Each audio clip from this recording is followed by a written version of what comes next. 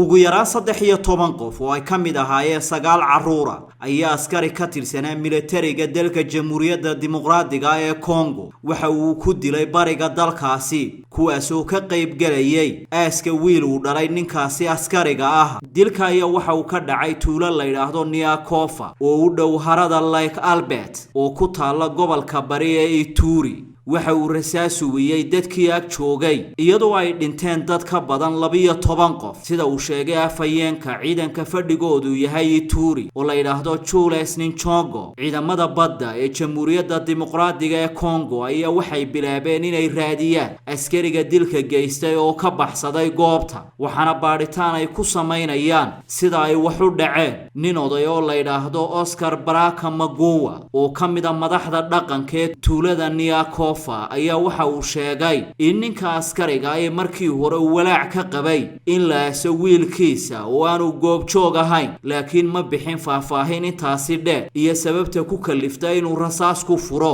dadkii ka qayb galay aaska واو اسبوعك في عايز صاحبي wadkeeshi sama ما شاء الله صح ما عادش بسيط waxaan ku shubtay xilmo furan $10 baad ku shuban kartaa 5 baad ku shuban kartaa 15 baad ku shuban kartaa 20 baad ku shuban kartaa